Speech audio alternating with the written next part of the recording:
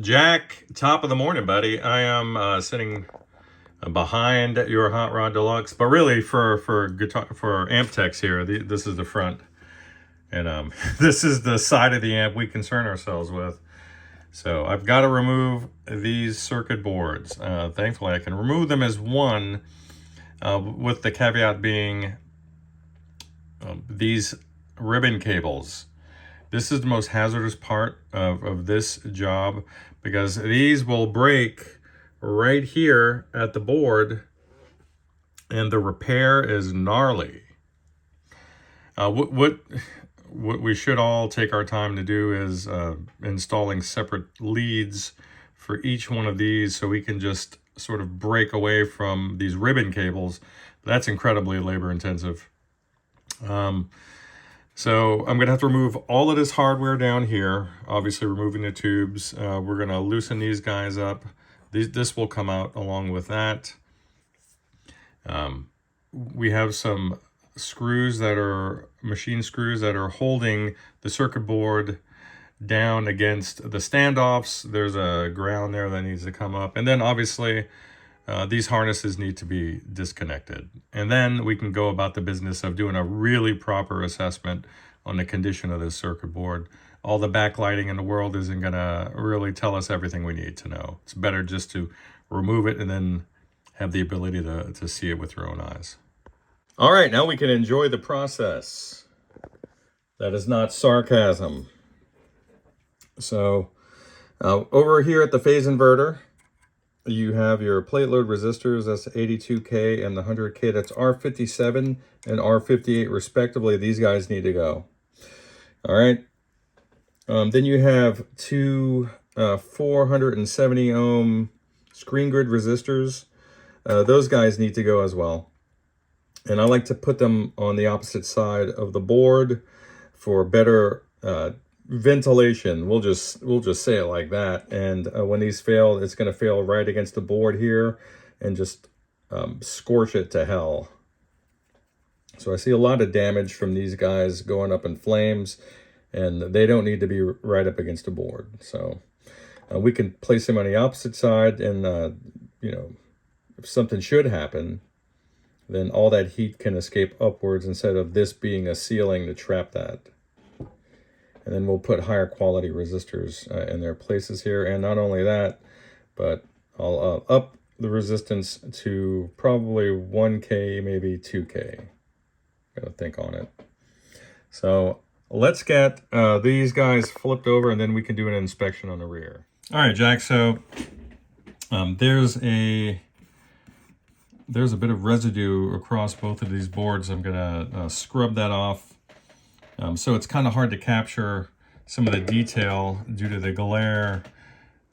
Here's that foot switch dropping resistor, and it's just starting to yellow up. It's probably hard to see it. So this is right in the nick of time for me before any serious damage begins. And then here you can see it just starting to brown if you look at these traces. See that? Then we have our Zener diodes here. So this is the perfect time to get in and do this stuff. And this is just some fine tip marker that I use, so I know which solder pads I need to evacuate. And then all that goes away when I wash the board after the fact. And then there you can really see the yellowing starting to take effect. And in addition to that, look at that. You have a completely, you have a non-existent solder joint here. They completely missed that.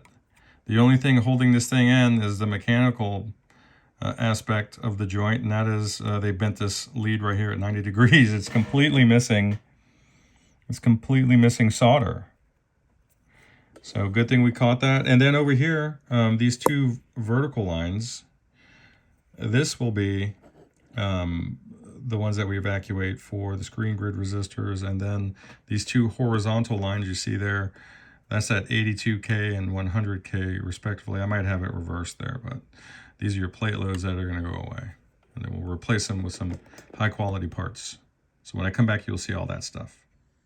Look at that, right in the center of the shot. You can really see the burning of that PCB coming in. Nick of time, my friend. We're looking at those big dropping resistors and the low voltage supply. And what I like to do is create standoffs. Oh, pardon me.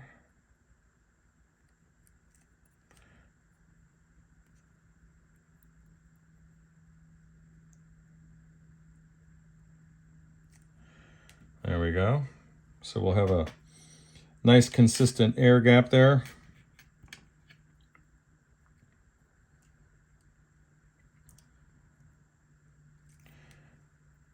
And go get this guy here. The same thing for our Zener diode buddies.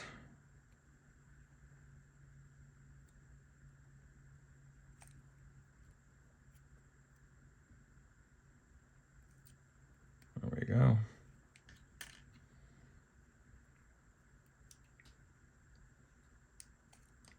In doing this, what we're doing today is going to extend the life of this amp exponentially. It's going to be ridiculous.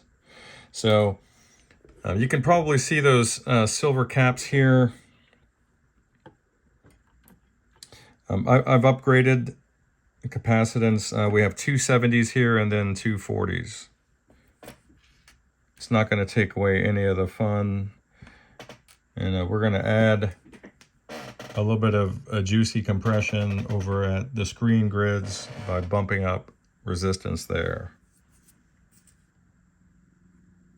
So you'll get some of the cranked feel and tone at lower volume levels, meaning you'll get like the chewy compression, the elastic feel of the strings and the pick under the fingers. That's all the fun stuff about tube amps. Jack, I'm going to be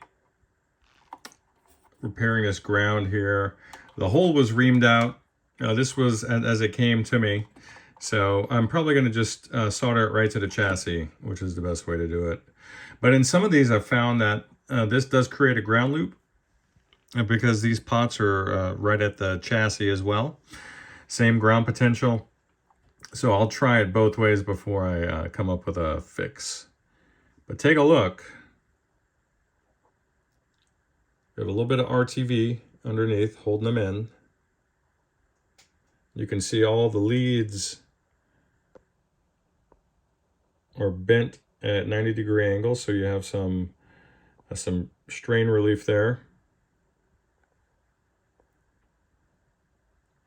And if you take a look here, I dropped the chopstick, so I'm going to use this straw.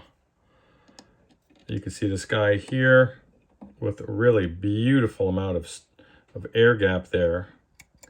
And these two guys as well. So much space for the heat to dissipate safely. And over here, you can see I've optimized the routing of the wires there for noise's sake. And then you can see there that dropper resistor with a beautiful air gap. And you can see that she was starting to crisp up below the PCB as well. We have our screen grid resistors here. And here, again, beautiful little air gaps. And then underneath, same thing with, you can just see that 100K plate load resistor peeking through, and then your new coupling cap sort of phase inverter. And I've got to put the knobs back on. Everything's tightened down beautifully.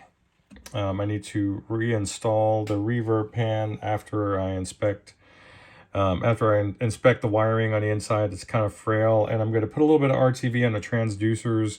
That's a little well-known mod that I don't hear much about it these days. But yeah, because they are loose. I did check that out. But when I come back, I'll have this ground situation sorted out, and maybe I'll be biasing this guy or something. I'm not sure.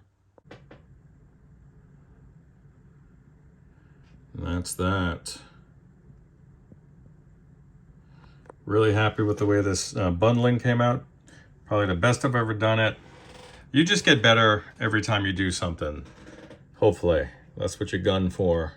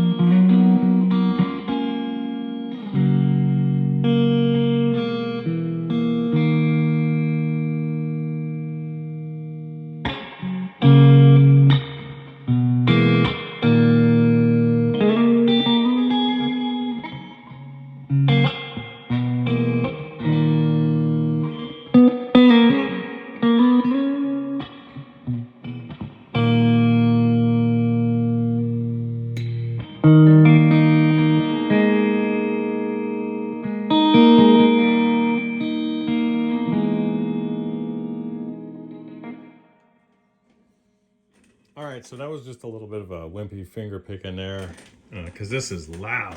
I didn't realize how loud I had it set. Let's see if we can sort out some drive sounds.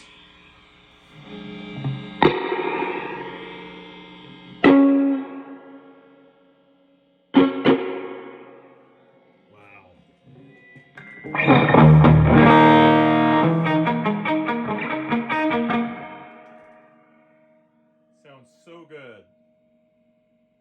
A little bright, so let me fix that.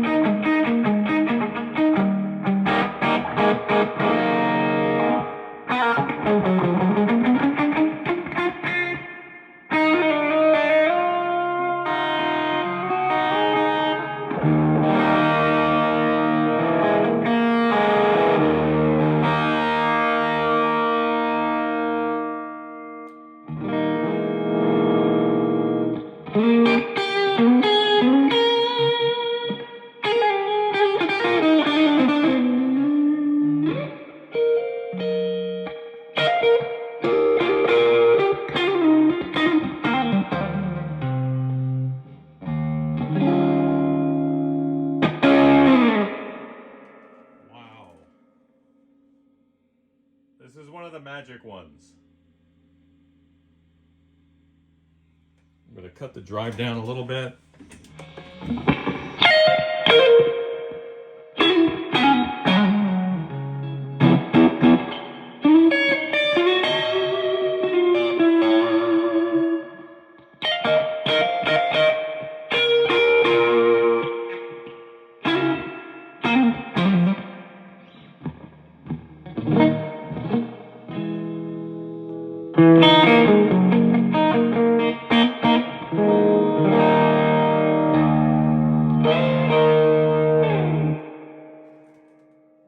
So good. Such a nice sounding amp.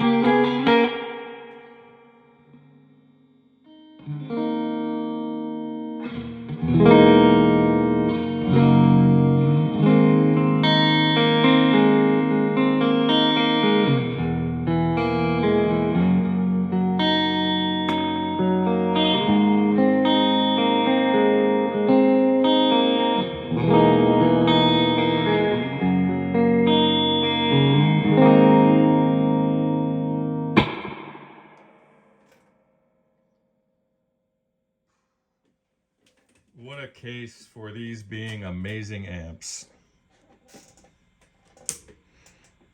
She is bulletproofed.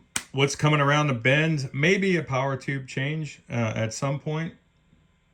I don't know how much life there's left. I don't have any kind of dynamic testing to do on them outside of the actual amp itself.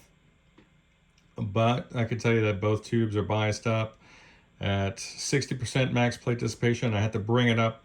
They were probably at like 35%, so they had to be warmed up quite a bit just to be on the cooler side of warm.